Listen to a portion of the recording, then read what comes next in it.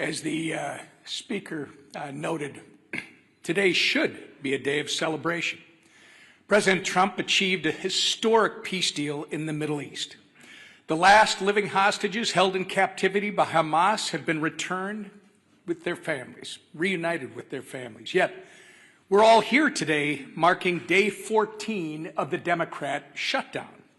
And to make matters even worse, if the Democrats had things their way, this would also mark the first week that our troops would not receive their paychecks.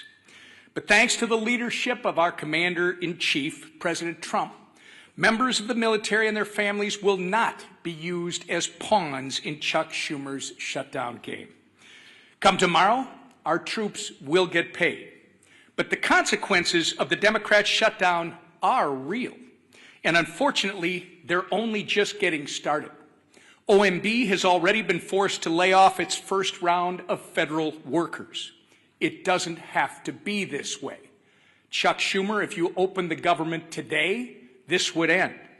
If the Democrat shutdown continues, though, more Americans won't see a paycheck at the end of this month. Benefits like SNAP will be put at risk. Airports will be flooded with flight cancellations and delays amid the busiest time to travel all year. And the list goes on and on. Why? Because Chuck Schumer and the Democrats would rather cater to the pro-terrorist wing of their party than to reopen our government. We've said it from this podium, it feels like 1,000,000 times, and we'll say it again. Republicans have done our job. We have a nonpartisan clean CR ready in the Senate to be sent to President Trump's desk immediately, tonight, if they will pass it. We only need 5 Senate Democrats to break ranks with Chuck Schumer, vote for the same CR that they supported just 6 months ago, and reopen the government for the people they were elected to serve. But they have refused to do so 7 times and counting. And each time that they do, hardworking Americans are forced to pay the price. Our message to Senate Democrats today is the same message we've been saying since September 19th. Stop the political games, pass our clean CR, and reopen the government today. With that, I turn it over to our conference chair, Lisa McClain. Thank you. Well, good morning, everybody. Thank you for being here. And like my leadership team behind me said, it is a glorious day. Think of what happened yesterday. Just imagine for one moment you are a family member of one of the 20 hostages that were released. I mean, think of how that had to make you feel. We all watched it on TV, right? Joy, exuberation. I mean, there were tears of joy. There was relief. There was peace.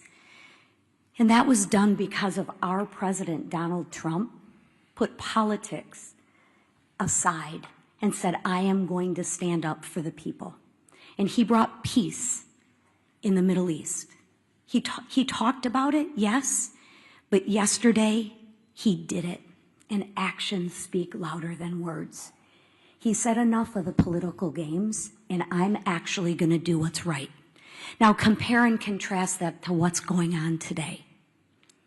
Chuck Schumer and the Democrats are putting politics over people. So instead of it being a joyous day that we celebrate, here we are in another government shutdown, 14 days in the making. And why? Just ask yourself why. It's clean, no gimmicks. It's absolutely clean. The speaker, the leader, the whip, we all said no gimmicks. Let's not use the American people as a pawn. Let's do what's right. Let's do something different and actually fund the government in the right way. What a concept. And Democrats, my goodness gracious, they absolutely do not want that to happen. Like the speaker said, Chuck Schumer wants all 4 leaders to get behind the scenes and make a deal. We're not going to do that. That's not how government is supposed to work. And I know I sound like a broken record, but the way to end this shutdown is really, really simple. Pass the bipartisan clean funding bill that the House approved weeks ago. The Republicans voted to keep the government open. Call your Democratic senators. They're voting to keep it shut, not us. So when you ask what negotiation, there's nothing to negotiate. We already passed. We said yes, right? Democrats won't do it. They'd rather please their radical base than put America first. Listen, I'm grateful to President Trump for finding a way to keep milk flowing to moms and babies through the WIC and paychecks going to our troops. Yes, I'm happy, but that's not going to last forever. Right? So there again, he's even putting people over politics. I mean, come on.